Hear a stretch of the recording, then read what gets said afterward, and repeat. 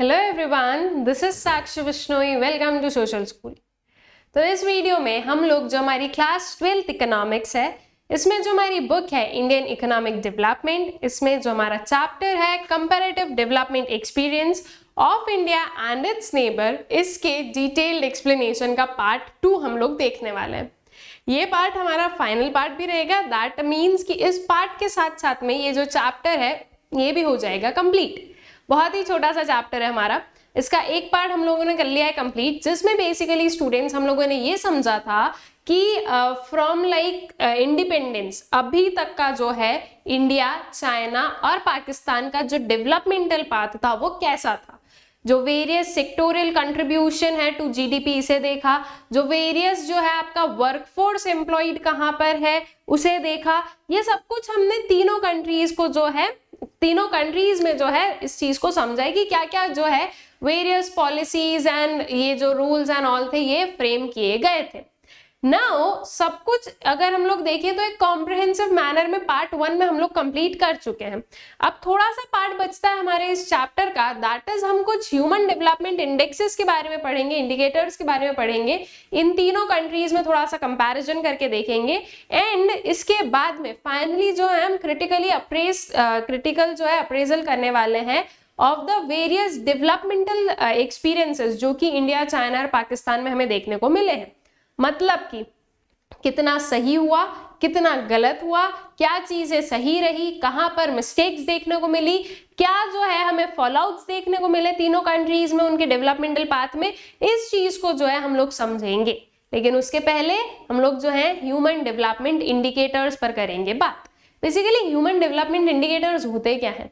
ये वेरियस आपके इंडिकेटर्स है जिसके थ्रू ये एनालाइज किया जाता है कि एक कंट्री में जो हेल्थ फैसिलिटीज है, एजुकेशन फैसिलिटीज है, जो ओवरऑल डेवलपमेंट है वो कैसा हो रहा है। ठीक है, तो ये जो चीज है ये वेरियस ह्यूमन डेवलपमेंट इंडिकेटर्स के थ्रू निकाला जाता है।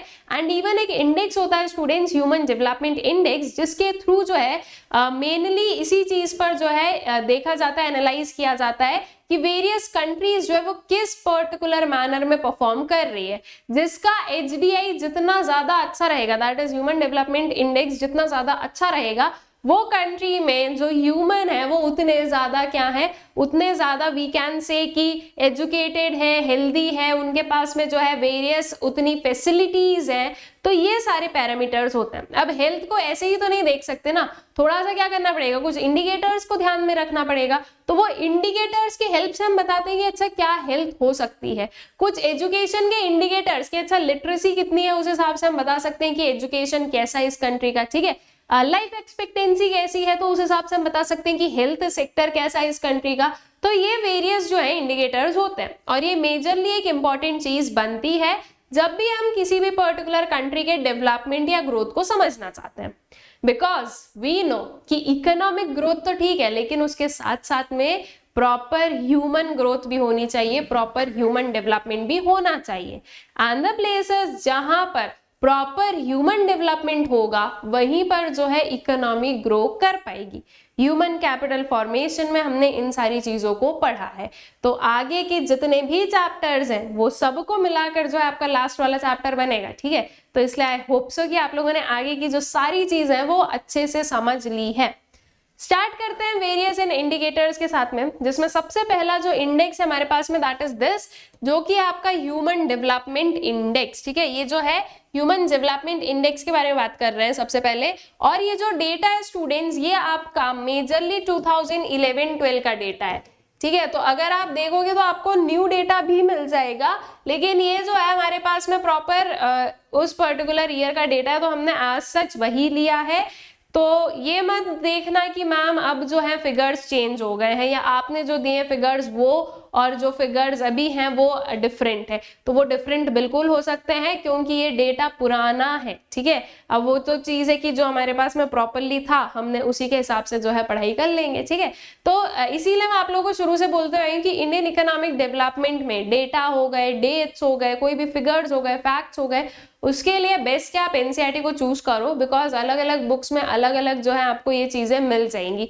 और जहां पर ये अलग अलग मिलेगा तो फिर डाउट वही आएगा कि सही कौन सा है। तो सही हम एनसीईआरटी को ही मानते हैं, क्योंकि वही चीज जो है वो क्या किया गया है, हमारे एजुकेशन सिस्टम ने हमें ये प्रोवाइड की है कि आप इससे पढ़ो, तो हम लोग सही उसी को मानेंगे। ठीक है, ह्यूमन डेवलपमेंट इंडेक्स की value, human development index is what, की ओवरऑल, ठीक है, सारे जो वेरियस इंडिकेटर्स हैं उनको मिलाकर एक इंडेक्स निकाला जाता है हर एक पर्टिकुलर कंट्री का। ठीक है, तो ह्यूमन डेवलपमेंट इंडेक्स की वैल्यू के हिसाब से देखें तो इंडिया की वैल्यू अगर देखें तो इट इज 0.624, फिर चाइना की इट इज 0.738 एंड पाकिस्तान की इट इज 0.550। ये वैल्यू था। रैंक पर बात करते हैं, यूजुअली हमें रैंक याद रहती है, वैल्यू को याद रखना मुश्किल भी हो जाता है। ठीक है, तो ये तो एक कंपैरिजन के लिए ठीक है कि पढ़ लो। तो ज्यादा अच्छी वैल्यू किसकी है, चाइना की है, तो मतलब कि ज्यादा अच्छा ह्यूमन डेवलपमेंट कहां पर है, चाइना में है। उसके बाद में आ जाता है India and then goes Pakistan. ठीक है, अगर रैंक देखें हम लोग बेस्ड ऑन HDI, तो रैंक क्या है इंडिया की, तो इट इज 131, चाइना की इट इज 91 एंड पाकिस्तान की इट इज 148। तो हम अगर इस पर्टिकुलर जो है आपके इंडिकेटर के हेल्प से इसे हम बताना चाहें कि किसने कैसा परफॉर्म किया है, तो चाइना आती है फर्स्ट पर, देन इंडिया एंड देन आपका पाकिस्तान। ठीक है, देन आते हैं नेक्स्ट वाले पर, लाइफ एक्सपेक्टेंसी एट बर्थ, जो कि ईयर्स में गिवन है। बेसिकली लाइफ एक्सपेक्टेंसी का मतलब क्या होता है, देखो क्या होता है ना कि जब भी एक पर्सन जन्म लेता है, ठीक है, व्हेन ही और शी इज बॉर्न, तो उस टाइम पर वेरियस चीजों को एनालाइज करके, इन द सेंस जो है एक पूरा डायग्नोसिस होता है कि हाँ बच्चा हेल्दी है, कितने केजीज का है, किस जो है टाइम पीरियड पर हुआ है, ठीक है, मतलब कि कितने मंथ्स में हुआ है, कोई भी काइंड ऑफ डिफिशियंसी तो नहीं है, कोई प्रॉब्लम तो नहीं है, इन सारी चीजों का एक जो है छोटा मोटा डायग्नोस होता है। ठीक है, सो अकॉर्डिंगली उसके हिसाब से एक एनालिसिस लगाया जाता है कि जैसा आज है, अगर इस पर्टिकुलर कंडीशन में हम लोग देखें तो ये पर्सन कितनी जो है लाइफ, कितने ईयर्स जो है इसके लाइफ के ये पूरे करेगा, because there are like people जिन्हें बचपन से ही कोई ना कोई प्रॉब्लम्स होती है, तो वहां पर वो चीज बताई जा सकती है कि जो है इतनी ही इसकी लाइफ हो पाएगी। ठीक है, सो अकॉर्डिंगली जो है वेरियस लाइफ जो एक्सपेक्टेंसी है वो निकाली जाती है कि एट बर्थ कितना एक्सपेक्टेड है कि एक पर्सन जो है उसकी लाइफ कितनी होगी। अब जितना ज्यादा आपकी लाइफ एक्सपेक्टेंसी है व्हील से, उतना ज्यादा अच्छा आपका हेल्थ इंफ्रास्ट्रक्चर है, क्योंकि मेजरली जो है ना स्टूडेंट्स, अगर आप लोग देखोगे इंडिपेंडेंस के टाइम पर लाइफ एक्सपेक्टेंसी कितनी थी, 32 ईयर्स। आई होप सो आप लोगों को याद होगा 32 ईयर्स जो है वो at the time of independence की हम लोग लाइफ एक्सपेक्टेंसी बता रहे हैं, और मतलब on the eve of independence वाला बता रहे हैं। तो मतलब कि एक इंसान जन्म लिया है, वो 10-15 साल में तो बड़ा हो रहा है और 30 साल में तो निकल लिए, राइट, तो क्या ही लाइफ है। और उसके पीछे का reason because of poor condition of health facilities. अगर कोई बीमार पड़ रहा है और अगर उसने प्रॉपर ट्रीटमेंट करवा लिया तो वो ठीक हो जाएगा, अगर ट्रीटमेंट नहीं करवाया तो वो उस बीमारी को कैरी ऑन करता रहेगा और उसकी लाइफ जो है वो कम होती जाएगी, राइट। तो दो चीजें बेस्ड है, एक तो हेल्थ इंफ्रास्ट्रक्चर सही नहीं था, दूसरा हमारे यहाँ के लोग भी पुअर थे। जब पुअर हैं तो हम लोग जो है इस फैसिलिटी को अवेल भी नहीं कर सकते, क्योंकि हेल्थ वाज वेरी महंगा, राइट, जो हेल्थ फैसिलिटीज है वो बहुत महंगी थी। तो अकॉर्डिंगली क्या है, अकॉर्डिंगली जो है ये एक्सेसिबल भी नहीं थी, तो इसी की वजह से जो है ये वेरियस प्रॉब्लम्स अराइज हो रही थी। ठीक है, तो दैट इज द थिंग कि लाइफ एक्सपेक्टेंसी जितनी ज्यादा उतना ही ज्यादा अच्छा क्या है, उतना ही ज्यादा आपका इंडिकेटर है, या हम ये बोले कि उतना ही ज्यादा अच्छा आपका हेल्थ इंफ्रास्ट्रक्चर एंड ऑल है। अगर देखा जाए तो इंडिया की इट इज 68.3 ईयर्स, चाइना का इट इज 76 ईयर्स, काफी हाई है। 8 ईयर्स, 8 साल बहुत डिफरेंस होता है। ठीक है, तो 8 साल का डिफरेंस है, इधर 68 है उधर 76 है, और वही पाकिस्तान का इंडिया से कम है, दैट इज 66.4 ईयर्स। ठीक है, देन नेक्स्ट पर आते हैं, that is mean years of schooling percentage aged 15 and above. ठीक है, मीन ईयर्स ऑफ स्कूलिंग का मतलब क्या हो गया, मीन का मतलब बेसिकली एवरेज है। 15 ईयर्स और अबव के कितने लोग, कितने जो है ना ऑन एन एवरेज कितनी साल स्कूल जाते हैं। 15 के बाद में आपकी स्कूल खत्म हो गई क्या, नहीं हुई है। 12th तक अगर हम लोग देखें, अब ये मत बोलना मैम जूनियर कॉलेज और ये वो, अभी उसको सबको हटाओ, मैं ये बात कर रही हूँ कि 12th क्लास तक बेसिकली अगर हम लोग देखें तो आप लोगों की एज जो है, मतलब एक पर्सन की जो एज है वो 17, 18, 19 ये पर्टिकुलर एज रहती है, ठीक है। 17 कम रहेगी, मतलब 17 एज आपको कम देखने को मिलेगी। मोस्टली जो है 18 इयर्स वाले स्टूडेंट्स आप लोगों को 12th में देखने को मिलेंगे, एंड कुछ जो है आपको 19 वाले भी देखने को मिलते हैं। तो अगर बोले जाए तो 17, 18, 19 इन तीनों में जो है, इन तीनों में डिपेंडिंग आपने कब से आपकी स्कूलिंग स्टार्ट की है, तो डिपेंडिंग ऑन दिस जो है आपका स्कूल, मतलब कि जो आपके वील से कि 12th है वो क्लियर आउट होती है। That means after 15 years of age की बात कर रहे हैं। तो आपका जो मीन इयर्स ऑफ स्कूलिंग है वो बेसिकली यही बता रहा है कि ऑन एन एवरेज 15 इयर्स के अबव जो लोग हैं वो लोग कितने इयर्स जो है स्कूल जाते हैं। And after schooling higher education जो है उसकी भी यहाँ पर जो है बात की जा रही है। स्कूलिंग से मतलब सिर्फ स्कूलिंग का नहीं है, स्कूलिंग से मतलब पढ़ाई का है, ठीक है। तो कितना जो है मीन इयर्स ऑफ स्कूलिंग है, तो अगर देखा जाए तो यहाँ पर इंडिया में इट इज 6.3, दैट इज जो है 15 इयर्स के अबव वाले जो लोग हैं वो मतलब 15 साल के बाद में ऑन एन एवरेज 6 साल और पढ़ते हैं, 6 साल और पढ़ते हैं। तो इसका कहां तक आप अनुमान लगा सकते हो कि चलो ठीक है 15 में आपने अगर 10th कर ली, मैं बोल रही हूँ 15 में अगर आपने 10th कर ली है, जो कि आधे लोगों की नहीं होगी, 16 में होगी, दैट इज जब आप 16 इयर्स में हो गए तब मेजॉरिटी की जो है 10th होती है, ठीक है। बट ठीक है, वी आर एज्यूमिंग कि 15 में आपकी 10th हो गई है, तो 2 साल आपके 11, 12 एंड देन उसके बाद में जो है 6 इयर्स बोला गया ना, तो 4 इयर्स मोर जो कि आपका ग्रेजुएशन। तो मेजरली हमें यहाँ पर क्या समझ में आ रहा है कि इंडिया में ग्रेजुएशन तक जो है वो ज्यादा चीजें हैं, एंड पोस्ट ग्रेजुएशन उसके बाद में और भी जो आगे की चीजें हैं, पीएचडी, डिप्लोमा या XYZ जो भी करना है, उसमें एडमिशंस कम होते हैं। तो जैसे जैसे हम ऊपर बढ़ते जा रहे हैं, हमारा जो एजुकेशन का पिरामिड है वो ऐसा बनता जा रहा है, राइट। इस चीज को हम लोगों ने पढ़ा भी है ह्यूमन कैपिटल फॉर्मेशन में कि इंडिया का एजुकेशन पिरामिड ये है। This is your primary sector, मतलब सॉरी प्राइमरी स्कूलिंग, फिर यहाँ पर सेकेंडरी आता है, एंड देन जो है ये और भी कम हो जाता है। तो जैसे जैसे आपके जो है लाइक इंपॉर्टेंट ईयर स्टार्ट होते हैं, वैसे वैसे पॉपुलेशन या स्टूडेंट्स जो है वो भी कम होते जाते हैं। तो इंडिया का जो mean years of schooling after 15 years वाला है, 15 इयर्स की एज वाला है, दैट इज बेसिकली 6.3। चाइना का ये हायर है, दैट इज 7.6, जो कि ये बता रहा है कि यहाँ पर लोग ज्यादा पढ़ेंगे, यहाँ पर ये प्रॉपरली उनकी पीजी कर रहे हैं, ठीक है, पोस्ट ग्रेजुएशन कंप्लीट कर रहे हैं अच्छे से। एंड पाकिस्तान में इट इज 5.1, ठीक है। तो ठीक है, वो मतलब इंडिया से कम है। ऑल राइट, देन नेक्स्ट आते हैं GDP per capita. GDP per capita का मतलब क्या हो गया? पर कैपिटा का मतलब होता है स्टूडेंट्स पर हेड।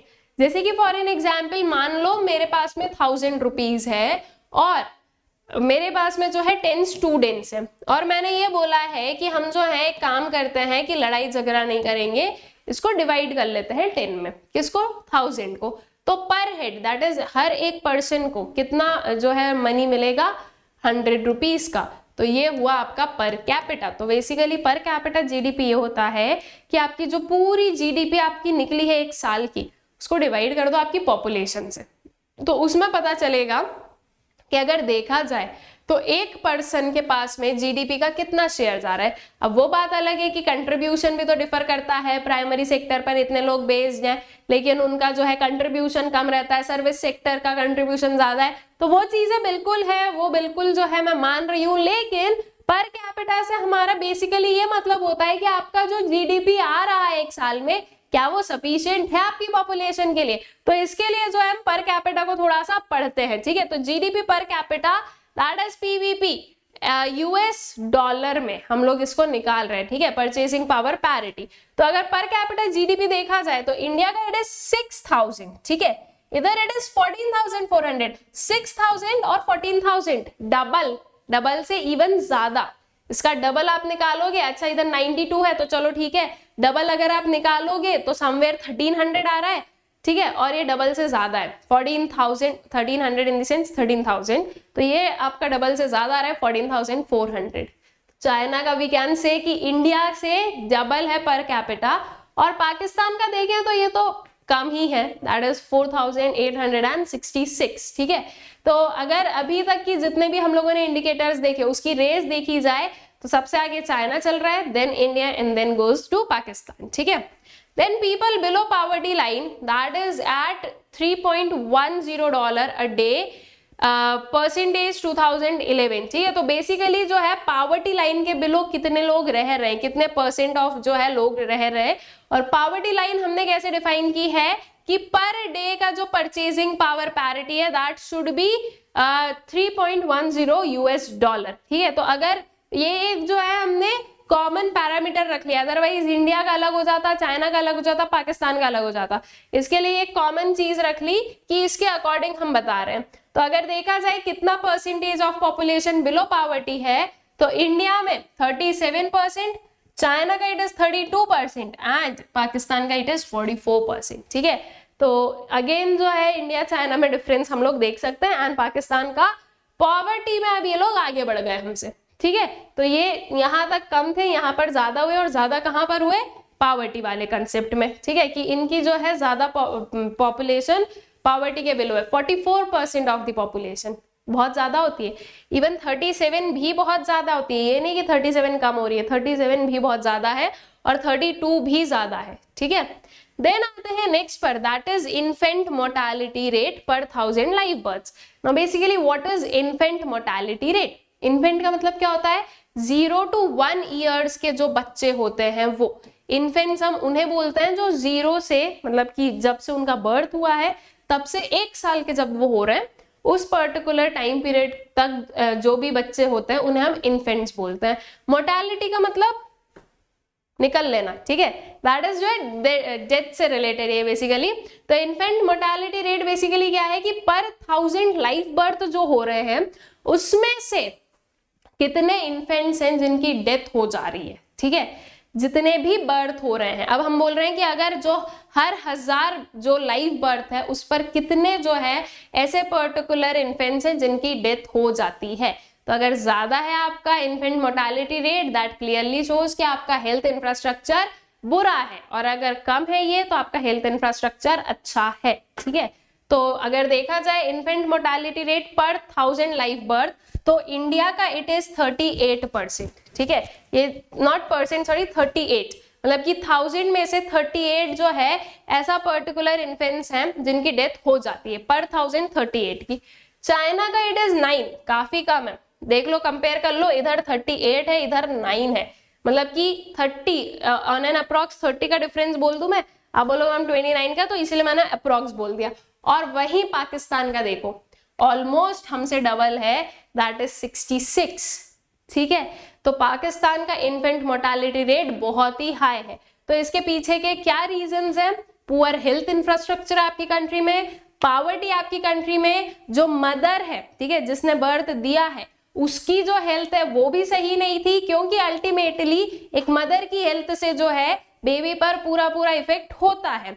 तो इन दैट सेंस जो है आपका जो हेल्थ इंफ्रास्ट्रक्चर है प्लस जो हेल्थ है आपके लोगों की वो सही नहीं है। इससे हमें ये समझ में आ रहा है, ठीक है। देन आता है maternal mortality rate. Maternal mortality rate का क्या मतलब हो गया? Maternal that is mother who is going to give birth, ठीक है, और उनका मोर्टालिटी रेट, और ये हम लोग निकाल रहे हैं पर 1 लाख बर्थ्स। तो बेसिकली जब भी ड्यूरिंग द टाइम जब जो है एक मदर बेबी को क्या करती है, बर्थ देती है, उस पर्टिकुलर टाइम पीरियड पर जितने भी जो है लाइक आपके फीमेल्स की डेथ हो रही है, ठीक है, वो आ रहा है आपके मैटरनल मोर्टालिटी रेट में। अब इसको हम निकालते हैं कि पर जो है 1 लाख जो बर्थ्स हो रहे हैं उसमें कितनी जो फीमेल्स है उनकी डेथ हो रही है, ठीक है। अगेन अगर ये हाई है तो दैट क्लियरली शोज कि हेल्थ जो सेक्टर है आपका वो अच्छा नहीं है कंट्री का, ठीक है, और अगर लो है तो दैट मीन्स कि हाँ चीजें स्टेबल है, चीजें सही है। तो पर लाख 1 लाख की बात की जाए तो इंडिया का इट इज 174, चाइना का इट इज 27 एंड पाकिस्तान का इट इज 178। इंडिया और पाकिस्तान में बहुत ज्यादा डिफरेंस नहीं रह गया, सिर्फ 4 ही का तो डिफरेंस है, ये इतना थोड़ी ना मैटर कर रहा है, राइट। करेगा, ये भी मैटर करेगा, लेकिन स्टिल अगर हम लोग देखें तो काफी हाई है। चाइना का इट इज 27। तो this particular thing is showing कि हमारा जो हेल्थ सेक्टर है ना that is not good. Plus because of poverty जो फीमेल्स होती है उनमें वेरियस जो है डिफिशियंसीज होती है, ठीक है, और उन डिफिशियंसीज के चलते हुए ही जो है ये सारे कॉम्प्लिकेशंस आते हैं। ब्लड डेफिशिएंसी हो गई, आपका जो है आयरन डेफिशिएंसी हो गई, ऐसे ही जो है बहुत सारी चीजें होती है और इन सारे कॉम्प्लिकेशंस के चलते हुए जो है आगे फिर ये नंबर्स हमें देखने को मिलते हैं, ठीक है। तो this is basically maternal mortality rate. Then next comes to population using improved sanitation, ठीक है, कितनी परसेंटेज ऑफ पॉपुलेशन है जो कि इम्प्रूव्ड सैनिटेशन को यूज कर रही है, अच्छे सैनिटेशन को यूज कर रही है। तो अगर देखा जाए तो इंडिया का इट इज 40%, ठीक है। ये सारे डेटाज आपके पुराने हैं, आज के डेटाज नहीं है, लेकिन अब हमारे पास में ऑफिशियली पुराने डेटाज थे तो हम उसी से पढ़ेंगे। तो इंडिया का इट इज 40, चाइना का इट इज 77 एंड पाकिस्तान का इट इज 64। यहाँ पर पाकिस्तान आगे है इंडिया से। इंडिया का 40% पॉपुलेशन ऐसी है जो कि प्रॉपर सैनिटेशन का यूज कर रहे हैं, ठीक है, लेकिन पाकिस्तान का इट इज 64% ऑफ पॉपुलेशन जो कि प्रॉपर सैनिटेशन का यूज कर रहे हैं। और ये भी एक जो है मेजर चीज है, ये अच्छा होना भी जरूरी है, ठीक है। और अगेन चाइना तो एज यूजुअल अभी तक जैसे ही आगे चलता है वैसे ही जो है इसमें भी आगे है, दैट इज 77%, ठीक है। Then next goes population with sustainable access to improved water source. कितनी परसेंटेज ऑफ पॉपुलेशन है जिनके पास में एक सस्टेनेबल एक्सेस है, किसके लिए, इम्प्रूव्ड वाटर सोर्सेस के लिए। सस्टेनेबल का मतलब लास्ट वाले चैप्टर में पढ़ा था बहुत अच्छे से, ठीक है, दैट इज जो है इस पर्टिकुलर मैनर में यूज करना कि वो आपके लिए भी कम ना हो और आपके फ्यूचर जनरेशन के लिए भी कम ही ना हो। तो प्रॉपर इम्प्रूव्ड वाटर सोर्स के लिए जो है कितनी पॉपुलेशन इसे एक्सेस कर पा रही है, कितनी परसेंटेज। तो अगर देखा जाए तो इंडिया का कितना है 94%, चाइना का इट इज 96% एंड पाकिस्तान का इट इज 91%। तो इसमें वी विल से कि हाँ तीनों कंट्रीज जो है वो ऑलमोस्ट इक्वल बैलेंस पर ही चल रही है कि वाटर सोर्सेज जो हैं वो तो सभी के पास में क्या है, अच्छे हैं, ठीक है। देन उसके बाद में आते हैं percentage of under children. Under children कहां पर कितने हैं, क्या परसेंटेजेस है। तो अंडर चिल्ड्रन अगर इंडिया का देखा जाए तो इट इज 39%, चाइना का इट इज 9% एंड पाकिस्तान का इट इज 45%। अगेन पाकिस्तान में जो है सबसे ज्यादा आपको क्या दिख रहा है, अंडर और सबसे कम कहां पर, चाइना में, ठीक है। एंड देन चाइना के बाद में आ जाता है इंडिया। ऑलराइट, तो दीज आर वेरियस इंडिकेटर्स जो कि हमें बता रहा है कि वेरियस कंट्रीज कैसे परफॉर्म कर रही है। तो in short we can say कि सबसे अच्छा परफॉर्मेंस जो है वो है चाइना का, देन उसके बाद में आ जाता है इंडिया एंड देन उसके बाद में आ जाता है पाकिस्तान, ठीक है। अब इसको आप याद भी बहुत अच्छे से रख सकते हो, इन द सेंस सारे फिगर्स को याद रखना तो मुश्किल है स्टूडेंट्स, लेकिन अगर कहीं पर भी एग्जाम्पल कोट करना हो तो यू कैन जो है directly you can go for it. और आपको यही तो याद रखना है कि हर जगह पर सबसे ज्यादा अच्छा इंडिकेटर जो है वो चाइना का है, फिर आएगा इंडिया और फिर आएगा पाकिस्तान, एक्सेप्ट वन थिंग, ठीक है। सिर्फ एक ही जगह पर एक्सेप्शन है और वो एक्सेप्शन कहां पर है, तो वो एक्सेप्शन है आपका इसमें पॉपुलेशन यूजिंग इम्प्रूव्ड सैनिटेशन, ठीक है। तो ये जो है इसमें पाकिस्तान ने ज्यादा अच्छा परफॉर्म किया as compared to India. All right, so I guess कि ये जो चीज है आपके वेरियस ह्यूमन डेवलपमेंट इंडिकेटर्स जो है ये आप लोगों को क्लियर आउट हो गए हैं कि ये हमें क्या एक्सप्लेन करना चाह रहे हैं, ठीक है। नाउ जो है ये जो सारी चीजें अभी हम लोगों ने पढ़ी है स्टूडेंट्स, इसको थोड़ा सा हम लोग जो है एक थ्योरेटिकल मैनर में रीड कर लेते हैं। रीजन बीइंग जो है, अगर मान लो आपके पास में डेफिनेशन लिखने को आ जाए तो आपको पता होना चाहिए कि डेफिनेशन कैसे लिखना है। तो सबसे पहले आता है ह्यूमन डेवलपमेंट इंडेक्स पर, that is HDI। HDI basically क्या होता है, तो HDI is an important indicator to study the human development. Higher value of HDI shows the higher level of growth and development of the country, ठीक है। HDI एक important indicator है human development को study करने का। जितना ज्यादा HDI की वैल्यू उतना ज्यादा हम बोल रहे हैं कि ग्रोथ और डेवलपमेंट है कंट्री का, ठीक है। Then goes to life expectancy at birth. तो life expectancy refers to the average number of years for which people are expected to live, ठीक है। लाइफ एक्सपेक्टेंसी का मतलब क्या हो गया, वो एवरेज नंबर ऑफ ईयर्स जिसमें कि हम लोग एक्सपेक्ट कर रहे हैं कि हाँ एक पर्सन इतना तो जिएगा, ठीक है, इतनी तो उसकी लाइफ होगी। A higher life expectancy indicates longer and a more active average lifespan, and China has the highest life expectancy of 76 years. India and Pakistan have a life expectancy of have a lesser life expectancy will से, ठीक है, वो आगे का छूट गया है, कोई बात नहीं, वो जो ये फिगर्स हमने यहाँ पर देखे वही चीज यहाँ पर आने हैं, ठीक है। देन इन्फेंट मोर्टालिटी रेट की बात की जाए तो infant mortality rate refers to the number of infants dying before reaching 1 year of age पर 1000 लाइव बर्थ्स। ठीक है, इन्फेंट मोर्टालिटी रेट क्या बताता है, वो नंबर ऑफ इन्फेंट्स बता रहा है जो कि 1 साल से पहले जिनकी डेथ हो जाती है पर 1000 लाइव बर्थ्स में। So low IMR shows better health and sanitation facilities as infants die due to unhygienic and unsanitary environments। ठीक है, तो जितना लो आपका IMR होगा, that is infant mortality rate होगा, वो शो करेगा कि हाँ आपके पास में जो है प्रॉपर हेल्थ और सैनिटेशन फैसिलिटीज है। क्योंकि मेजॉरिटी ऑफ द केसेस में डेथ क्यों हो रही है, because of unhygienic unsanitary environment. ठीक है, तो जितना लो आपका IMR उतना ही ज्यादा वो अच्छा इंडिकेटर। ठीक है, then people below poverty line. So people below the poverty line are the people who do not even have that level of income and expenditure which is necessary to meet specified minimum levels of calorie intake. Poverty line को हमने यहां पर क्या माना था, $3.10 per day. अगर एक person per day इतना कमा पा रहा है, अगर पर डे उसके पास में इतना है मनी, तो वो पॉवर्टी लाइन के अबव आएगा, अगर इतना नहीं है तो वो पॉवर्टी लाइन के बिलो आएगा। और जो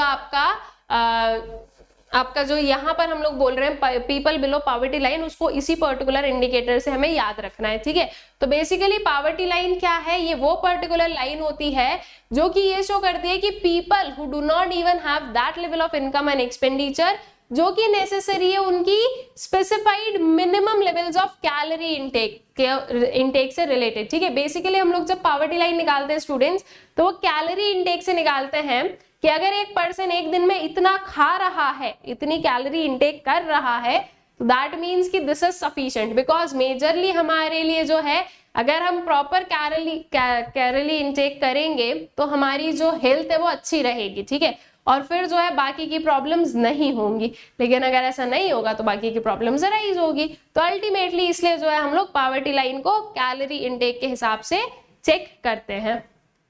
then population undernourished, that is what, जिनके पास में प्रॉपर नरिशमेंट नहीं है, हम ये बोले कि प्रॉपर जो है nutrient intake, protein and XYZ जो चीजें होती है, जिनकी बॉडी में ये नहीं है, वो हम बोलेंगे अंडर नरिश्ड पॉपुलेशन। ठीक है, so the percentage of population which is not able to obtain adequate diet is termed as undernourished population। और ये एक मेजर इशू है स्टूडेंट्स। ठीक है, अंडरनरिशमेंट जो है ये एक मेजर इशू है, क्योंकि फिर क्या है ना कि ये जो अंडरनरिश्ड लोग हैं, ये क्या है, ये काइंड से व्हील से लाइबिलिटीज है, बिकॉज वो खुद कुछ नहीं कर पाते हैं एंड वो आगे जो है ह्यूमन कैपिटल भी मतलब एक गुड ह्यूमन कैपिटल में भी जो है वो काउंट नहीं हो पाते हैं। तो अल्टीमेटली दे बिकम्स लाइबिलिटी। इसीलिए प्रॉपर नरिशमेंट होना जरूरी है, प्रॉपर एक पर्सन का डाइट होना जरूरी है, जिसके थ्रू जो है उसका प्रॉपर डेवलपमेंट हो सके। ठीक है, किसी को भी ये पसंद नहीं आएगा कि वो अंडर नरिश्ड रहे, क्योंकि जो है उसको पता है उसके साथ में कितनी दिक्कतें हो रही है।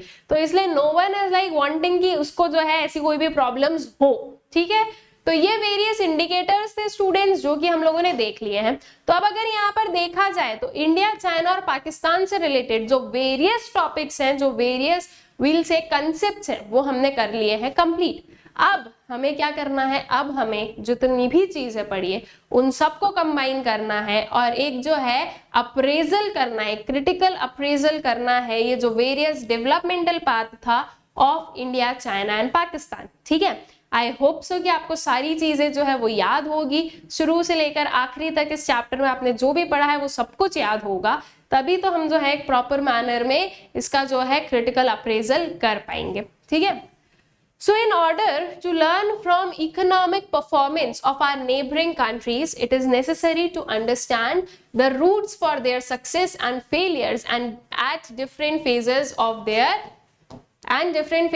their strategies। ठीक है, तो बेसिकली किसी भी पर्टिकुलर नेबर से या किसी भी पर्टिकुलर कंट्री से मान लो, अगर हमें देखना है कि उनका इकोनॉमिक परफॉर्मेंस कैसा रहा और उनके इकोनॉमिक परफॉर्मेंस के अकॉर्डिंग अगर हमें कुछ चीज इंप्लीमेंट करनी है, तो हमें बहुत ही कीनली ऑब्जर्व करना पड़ेगा कि उनके पहली चीज तो क्या वेरियस जो है उन्होंने पॉलिसीज इंप्लीमेंट की, क्या डिफरेंट उनके फेजेस थे, क्या चीजें जो है वो अच्छी रही और क्या चीजें बुरी रही, in the sense what were their successes and what were their failures, कहां पर फेलियर हुआ और वो क्यों हुआ और उस फेलियर को अपनी कंट्री पर नहीं आने देना है, तो अकॉर्डिंगली वैसे फिर जो है हम अपनी पॉलिसीज को फ्रेम करेंगे। अगर कोई चीज सक्सेस हुई है तो वो क्यों हुई है, उसके पीछे के भी रीजन हो सकते हैं, ठीक है। और अलग अलग एरिया में स्टूडेंट्स अलग अलग जो है आपके फीचर्स रहेंगे, तो अकॉर्डिंगली हर एक चीज को चेक करना बहुत ही इंपॉर्टेंट है।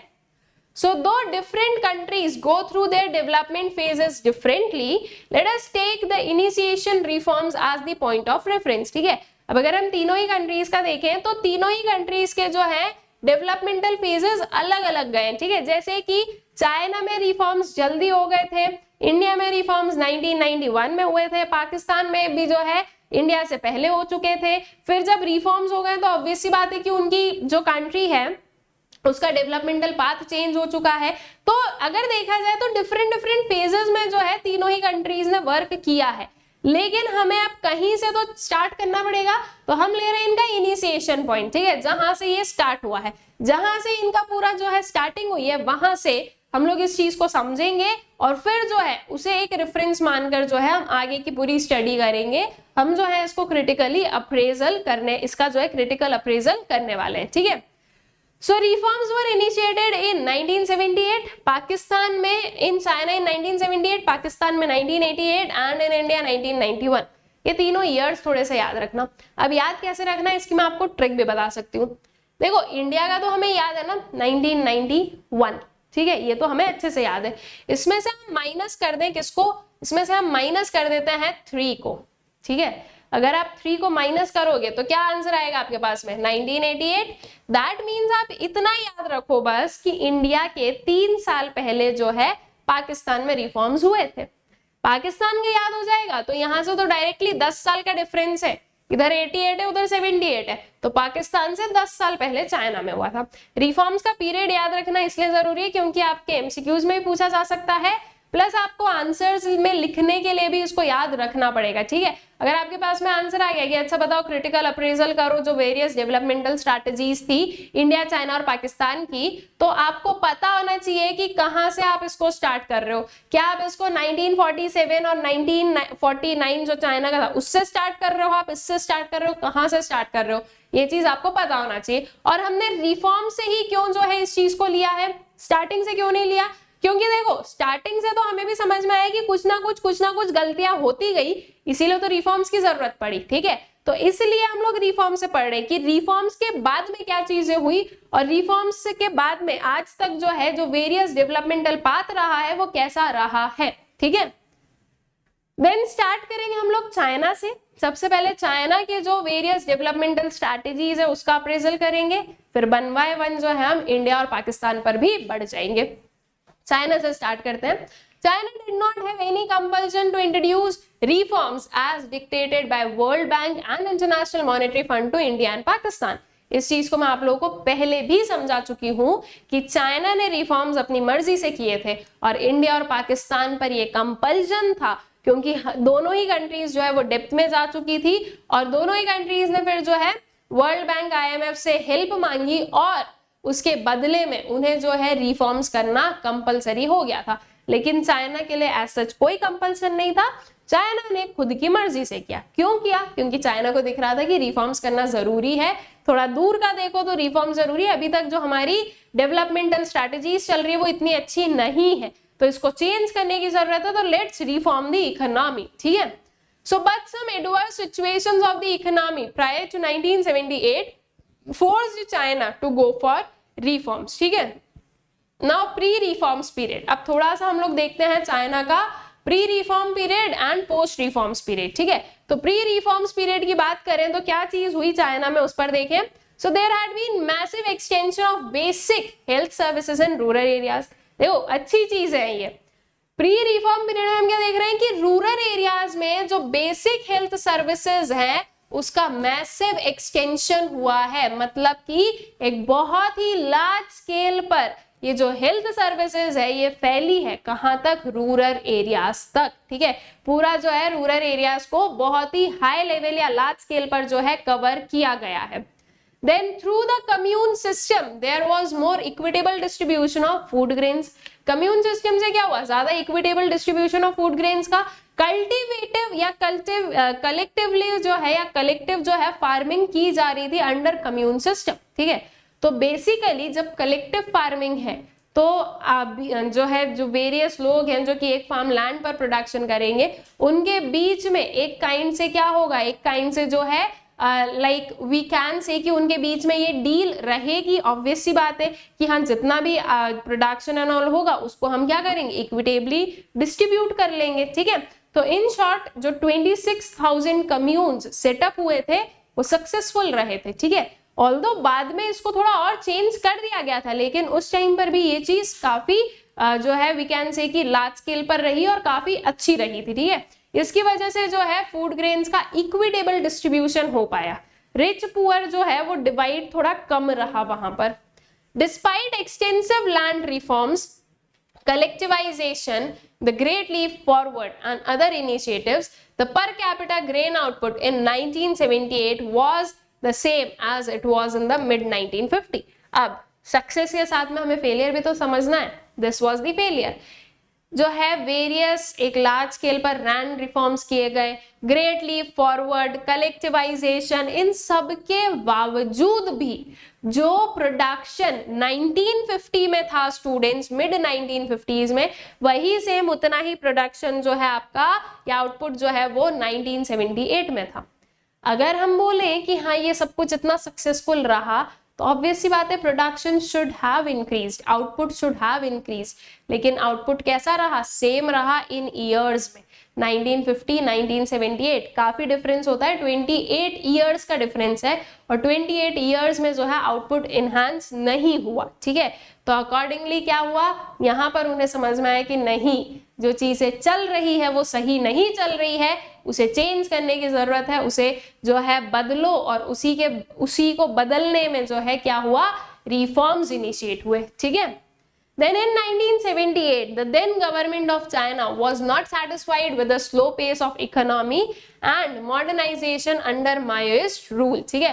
तो 1978 में उस टाइम पर जो गवर्नमेंट थी चाइना की, उन्हें मजा नहीं आया, उन्होंने बोला कि यार ये क्या इतना जो है स्लो पेस से हमारी इकोनॉमी ग्रो कर रही है, it should have been growing on a faster pace. तो इसके लिए जो है इन्हें लगा कि नहीं, रिफॉर्म्स की जरूरत है, जो भी माओ ने जो वेरियस पॉलिसीज एंड वो यूज किए थे वो उतने सक्सेसफुल नहीं है, इनको चेंज करने की जो है जरूरत है।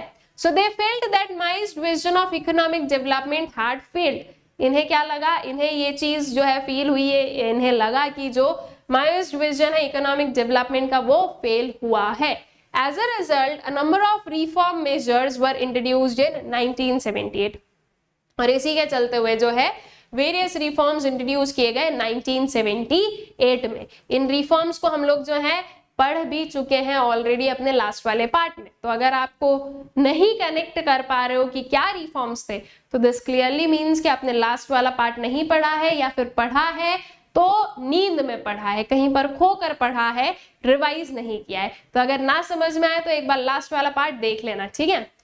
Then the various reforms, अब पोस्ट रिफॉर्म्स पीरियड पर आते हैं कि अब रिफॉर्म हो गए, रिफॉर्म के बाद में क्या हुआ। तो पोस्ट रिफॉर्म पीरियड पर आए तो the various reform measures led to rapid growth in China. देखो रिफॉर्म्स जो थे वो चाइना के लिए काफी सक्सेसफुल रहे और रिफॉर्म्स की वजह से जो है काफी रैपिड ग्रोथ हुई है चाइना में। Each reform measure was first implemented at a smaller level and then extended on a massive scale. ये चीज की गई कि हर एक जो रिफॉर्म है स्टूडेंट्स वो पहले एक स्मॉल लेवल पर इंप्लीमेंट किया गया, ठीक है, कि पहले जो है एक छोटे एरिया में उसको इंप्लीमेंट करके देख लो, अगर सक्सेस मिल रही है तो जो है पूरा कंट्री में उसको क्या करेंगे हम लोग इंप्लीमेंट कर देंगे, लेकिन अगर फेल हो रहा है तो कम से कम यही के यही फेल हो गया तो वो पूरा फेल्ड मॉडल पूरी कंट्री में तो नहीं जाएगा, ठीक है। तो इसके लिए जो है एक काइंड से आप इसको बोलोगे कि पायलट सर्वे जैसे हम बोलते हैं, ठीक है, एक्सपेरिमेंटल तौर पर जो है आप चीजों को देख रहे हो। तो फॉर द एक्सपेरिमेंट जो फर्स्ट पेज था या हम बोले कि जो रिफॉर्म था उसको हर एक रिफॉर्म को पहले एक छोटे एरिया में जो है इंप्लीमेंट करके देखा, अगर सही लगा, अगर सक्सेस मिल रही है, अगर सेटिस्फैक्ट्री है, then it was like spread on a large scale, otherwise उसको वहीं पर खत्म कर दिया, उसको जो है उस पर्टिकुलर रिफॉर्म को हटा दिया, कोई और लेकर आ जाएंगे, ठीक है। तो this particular approach was used. तो इससे क्या हुआ कि फालतू में जो है फेल्ड मॉडल पूरी कंट्री में नहीं फैला। Development of infrastructure facilities in the areas of education and health, land reforms, long existence of decentralized planning and existence of small enterprises helped positively in improving the social and income indicators, ठीक है। तो जो infrastructure facilities develop हुई education के area में, health में, land reforms, जो decentralised planning थी, डिसेंट्रलाइज्ड प्लानिंग का मतलब क्या होता है कि ये जो है सभी लोग अपने अपने लेवल पर कर रहे हैं, एक सिर्फ और सिर्फ एक गवर्नमेंट प्लान नहीं कर रही है, बल्कि उस पर्टिकुलर चीज को डिसेंट्रलाइज कर दिया गया है, उस चीज को फैला दिया गया है और सब जो है वेरियस लोगों को बांट दिया गया है कि आपकी रिस्पॉन्सिबिलिटी ये है, आप ये कर लो, ठीक है। तो इस हिसाब से इसको हम बोलते हैं डिसेंट्रलाइजेशन, कि जो पावर है उसको डिस्ट्रीब्यूट कर देना, पावर को एक हैंड में नहीं रखकर उसको डिस्ट्रीब्यूट कर देना, ठीक है। तो जो है डिसेंट्रलाइज्ड प्लानिंग और जो स्मॉल एंटरप्राइजेस थे, इनकी हेल्प से काफी जो है आपका मतलब जो चाइना है उसमें काफी स्पीड में हमें जो है डेवलपमेंट देखने को मिला। और देखो मेजरली क्या हो रहा है, इंफ्रास्ट्रक्चर पर ये लोग फोकस कर रहे हैं, इंफ्रास्ट्रक्चर से इकोनॉमी बिल्कुल बढ़ती है, तो इंफ्रास्ट्रक्चर पर फोकस करना इज इंपॉर्टेंट। पहला आप इंफ्रास्ट्रक्चर को जो है वो अच्छा कर लो और जो रूरल एरियाज है उनके बारे में सोचो, तो अल्टीमेटली इकोनॉमी जो है वो बहुत हाई स्पीड से जो है ग्रो करने लगेगी, ठीक है। Then agricultural reforms, that is handing over plots of land to individuals for cultivation, brought prosperity to the vast number of poor people. It created conditions for a subsequent phenomenal growth in rural industries and build up a strong support base for more reforms, ठीक है। तो जो है initially हम लोगों ने क्या देखा था कि कम्यून सिस्टम आया था, कम्यून सिस्टम में बेसिकली कलेक्टिवाइजेशन के बारे में बात की गई थी, उसके बाद में रिफॉर्म्स के बाद में क्या किया गया था, ये जो कम्यून सिस्टम था इसको हटाया गया और जो लैंड है उसको इंडिविजुअल्स को दिया गया, मतलब कि आप कलेक्टिव फार्मिंग नहीं, अब आप इंडिविजुअली करो, ठीक है। लैंड लो गवर्नमेंट से रेंट पर, ओनर आप नहीं बनोगे, लेकिन आप जो है आराम से आपको जो मन कर रहा है वो कल्टीवेट करो, जितना प्रॉफिट आ रहा है आप रखो, सिर्फ गवर्नमेंट को क्या दे दो, रेंट दे दो, ठीक है। तो ये पर्टिकुलर सिस्टम चला था और ये बहुत ही सक्सेसफुल मॉडल भी रहा था। तो ऐसे में जो है जो लोग एग्रीकल्चर पर बेस्ड है उनकी प्रोस्पेरिटी बढ़ी, उनकी वेल्थ बढ़ी, प्लस जो दूसरे लोग हैं वो दूसरे एंटरप्राइजेस या जो है ऐसा कुछ सेटअप करने के लिए भी निकल गए कि चलो ठीक है लैंड मिला है तो उस पर हम कुछ एंटरप्राइज भी सेटअप कर सकते हैं, तो ये चीज भी वाज अलाउड, ठीक है। तो इससे जो है चीजें क्या हुई, इससे जो है चीजें काफी सही रही और सही मैनर में चली। तो इन शॉर्ट अगर बोला जाए तो चाइना का जो डेवलपमेंटल पाथ था वो सही था और इसीलिए आज जो है हम चाइना को काफी हाई स्पीड से ग्रो करता हुआ देख रहे हैं। देखो इनिशियली फेलियर्स आना इट इज वेरी नॉर्मल, हमें नहीं समझ में आता है कि क्या स्टेप्स सही रहेंगे, कैसे क्या करना है, कैसे नहीं करना है, लेकिन उन फेलियर्स से सीखना ये जो है ये हम बोलते हैं कि this is the thing which we need to focus on, कि जो फेलियर हो गए वो तो हो गए, लेकिन अब उस फेलियर से सीखो और आगे जो है सक्सेस मिले, उन पर्टिकुलर चीजों को हम वापस ना दोहराएं। वही चीज चाइना ने की, पहले जो है वेरियस जो भी रिफॉर्म्स एंड ऑल हुए उसमें कहाँ पर क्या क्या लैकुना था, क्या दिक्कतें थी, क्यों जो है वो इतने सक्सेसफुल नहीं रहे, उन सबको स्टडी करके फिर रिफॉर्म्स किए गए और फिर रिफॉर्म्स में जो है सक्सेस मिली, ठीक है। So this was basically the development path of China. अब आते हैं पाकिस्तान का क्या है, जो वेरियस आपके डेवलपमेंटल स्ट्रेटजीज रही है ये देख लेते हैं। So Pakistan the reform process led to worsening of all the economic indicators, ठीक है। अब वी नो कि पाकिस्तान में रिफॉर्म्स कंपल्शन की वजह से आए, ठीक है, जैसे इंडिया में कंपल्शन था वैसे ही पाकिस्तान में भी कंपल्शन था, लेकिन पाकिस्तान में हमसे पहले जो है रिफॉर्म्स हो चुके थे।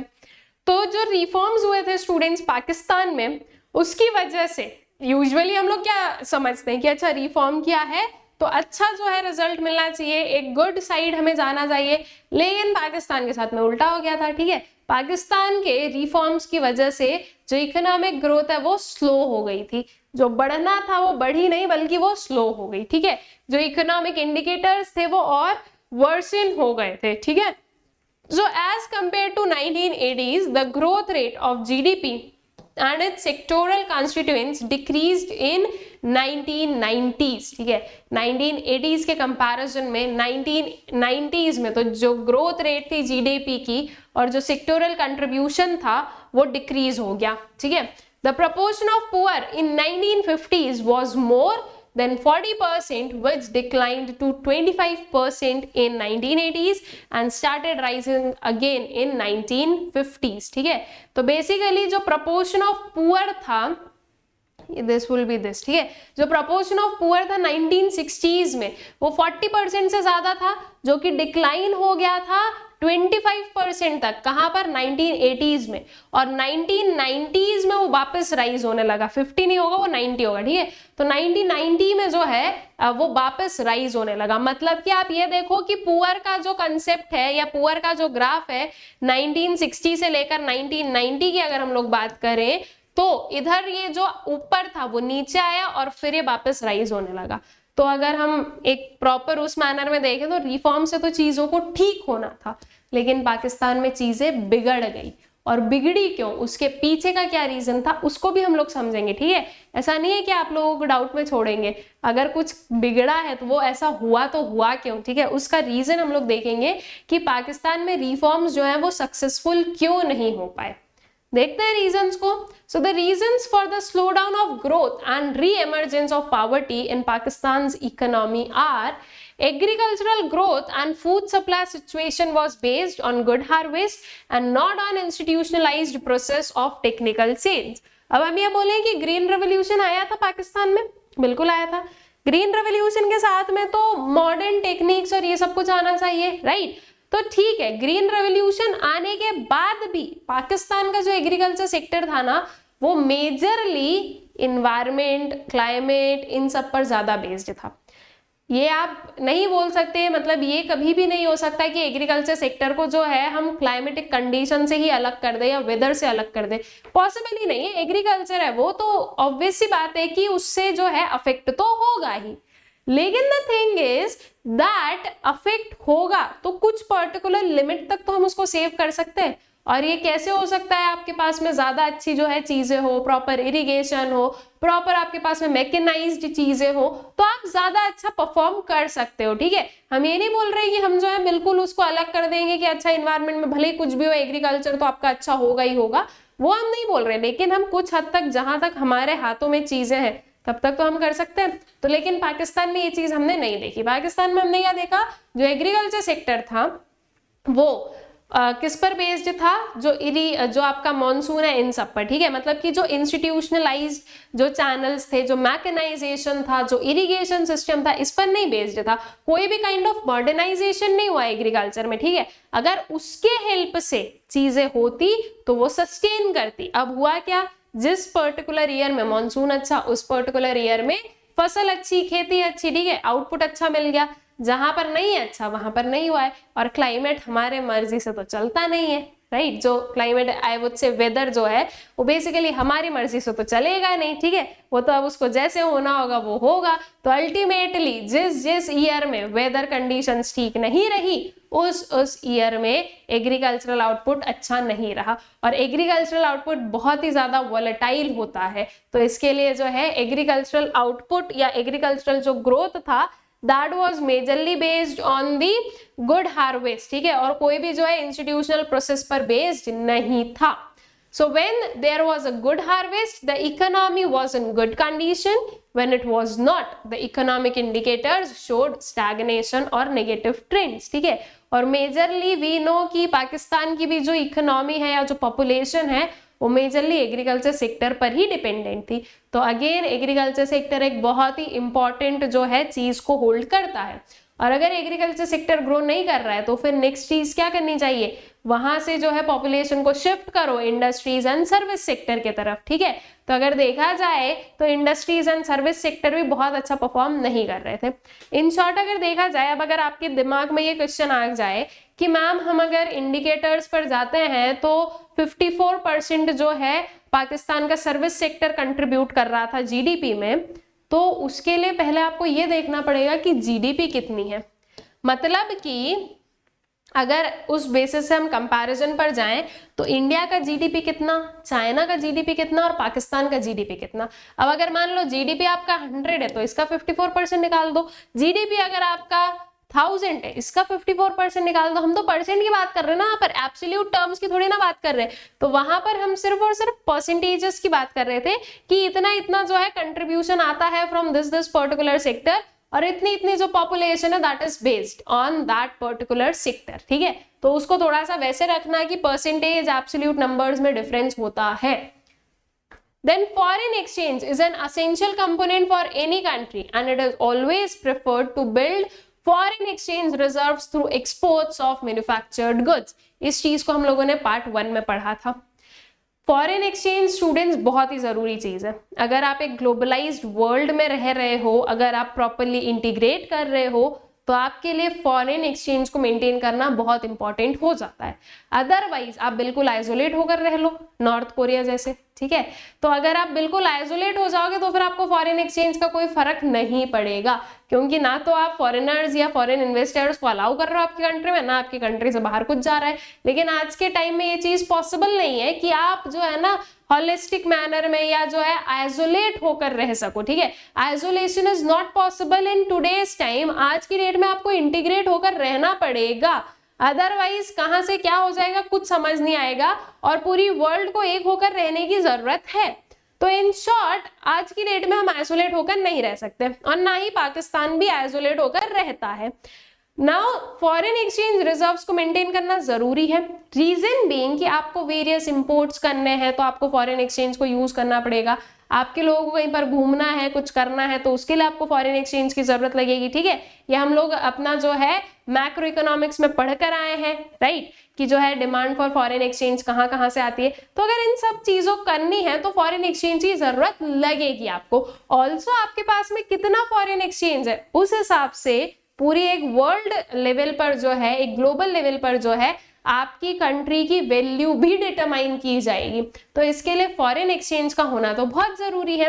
और फॉरेन एक्सचेंज जो है वो सस्टेनेबल तभी रहेगा स्टूडेंट्स जब वो एक्सपोर्ट्स के थ्रू हमें मिल रहा हो। ठीक है, अगर आपके पास में और कोई मेजर से आपको फॉरेन एक्सचेंज मिल रहा है तो वो सस्टेनेबल नहीं है। ठीक है, वो थोड़े टाइम के बाद में वो चीजें चेंज हो सकती है, लेकिन अगर आप एक्सपोर्ट कर रहे हो तो वो है आपका सस्टेनेबल मैनर। ठीक है, और वो आपका सब्सटैंशिएट करेगा। आप अगर एक्सपोर्ट्स इतना अच्छा कर रहे हो कि आपके गुड्स जो है वो डिमांड किए जा रहे हैं फॉरेन मार्केट्स में, तो एक तो आपका जो है आपके ऊपर जो है दूसरे कंट्रीज की डिपेंडेंसी बढ़ेगी, आपकी इंडस्ट्रीज ग्रो करेगी, आपकी कंट्री की जीडीपी ग्रो करेगी, अल्टीमेटली ओवरऑल जो है ग्रोथ होना है।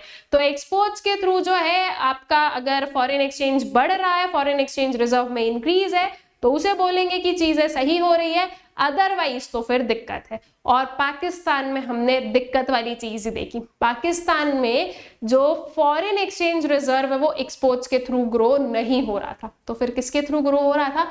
रेमिटेंसेस के थ्रू। रेमिटेंसेस जो कि जो उनके इमिग्रेंट्स थे जो कि अलग अलग नेशंस में गए हुए थे, उनके थ्रू जो रेमिटेंसेस मिल रहे हैं, दैट इज उनके थ्रू जो ट्रांसफर पेमेंट्स आ रहे हैं कंट्री में, उससे जो है उनका फॉरेन एक्सचेंज बन रहा था। तो ये एक सब्सटैंशियल मैनर नहीं है। ठीक है, और इसीलिए जो है रिफॉर्म्स के बाद भी पाकिस्तान की इकोनॉमी फेल कर गई थी।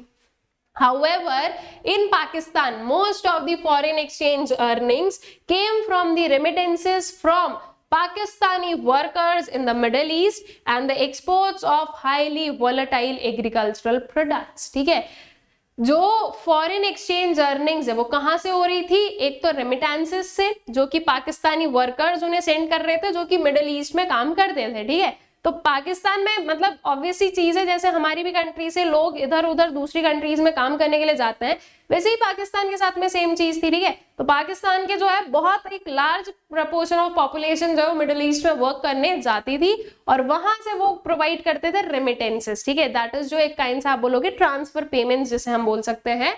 तो वो चीज जो है इधर आती थी, तो वो पाकिस्तान का फॉरेन एक्सचेंज रिजर्व बना रही थी। और इसके अपार्ट जो पाकिस्तान एक्सपोर्ट करता था that was highly volatile agricultural products, मतलब कि बहुत ही ज्यादा जो है इनस्टेबल एग्रीकल्चरल प्रोडक्ट्स को जो है ये एक्सपोर्ट करता था। इन द सेंस एग्रीकल्चरल प्रोडक्शन का तो पाकिस्तान को भी नहीं पता था कौन से ईयर में अच्छा होगा कौन से में नहीं होगा। अगर गुड हार्वेस्ट हो गया, अगर अच्छा मॉनसून रहा, अगर अच्छी जो है वेदर कंडीशंस रही तो अच्छा हार्वेस्ट हो जाएगा, अदरवाइज नहीं होगा, क्योंकि मैकेनाइजेशन पर तो बेस्ड है नहीं। इसके अपार्ट कोई भी काइंड ऑफ टेक्नोलॉजी का यूज नहीं हो रहा है कि थोड़ी बहुत तो अश्योरेंस रहे कि इतना तो हो जाएगा, वो चीज थी नहीं। ठीक है, तो अल्टीमेटली जो है जो आपका मतलब जो पाकिस्तान का एक्सपोर्ट हो रहा था that was an agricultural product, वो बहुत ही वॉलेटाइल था, बहुत ही रिस्की था। किसी पर्टिकुलर ईयर में अच्छा कर दिया, किसी पर्टिकुलर ईयर में नहीं किया, ये पर्टिकुलर चीज हो गई। ठीक है, अब अगेन देखो, अगर कोई भी फॉरेन कंट्री भी है और अगर वो पाकिस्तान पर जो है डिपेंडेंट है कि ये हमें फूड ग्रेन्स देंगे, तो वो फॉरेन कंट्री को भी एक काइंड ऑफ एश्योरेंस तो होना चाहिए ना कि हाँ यहाँ से हमें गुड्स मिल ही जाएंगे, यहाँ से हमें फूड ग्रेन्स मिल ही जाएंगे। उन्हें भी भरोसा नहीं था कौन से ईयर में मिलेंगे कौन से में नहीं मिलेंगे, तो फिर ऐसे में जो कंट्रीज है वो क्या करेंगी, वो शिफ्ट करेंगी, वो दूसरी कंट्रीज पर चली जाएंगी, क्योंकि बहुत सारी कंट्रीज है जो ये सारी चीजें प्रोवाइड कर सकते हैं। तो जहां पर थोड़ा एश्योरेंस मिलेगा, जहां पर उन्हें लगेगा कि हाँ यहाँ पर गारंटीड कुछ ना कुछ तो हमें मिल जाएगा, वो उधर चले जाएंगे। तो यहाँ पर जो है फिर ये एग्रीकल्चरल आउटपुट पर जो एक्सपोर्ट है वो भी कम होने लगेगा। ठीक है, तो अल्टीमेटली इनका जो फॉरेन एक्सचेंज रिजर्व है वो बहुत ज्यादा जो है सही मैनर में मेंटेन नहीं हुआ, प्लस जो है वो सही सोर्सेस से नहीं आ रहा था। ठीक है, so there was growing dependence on foreign loans on the one hand and increasing difficulty in paying back the loans on the other. ठीक है, तो अब क्या हो रहा था कि अब हो ये रहा था कि पाकिस्तान का जो है फॉरेन लोन्स पर डिपेंडेंस बढ़ रहा था। एक साइड तो ये हो रहा है कि फॉरेन लोन्स पर जो है डिपेंडेंस बढ़ रहा है, और दूसरी साइड पर इन्हें जो है पे बैक करना बहुत डिफिकल्ट हो रहा था। देखो, जब भी लोन लिया जाता है ना, तो लोन को रीपे करना बहुत चैलेंजिंग होता है, और वो चैलेंजिंग इसलिए होता है स्टूडेंट्स क्योंकि जो रीपेमेंट है ना वो सिर्फ और सिर्फ प्रिंसिपल अमाउंट का नहीं होता है, बल्कि इंटरेस्ट का भी होता है।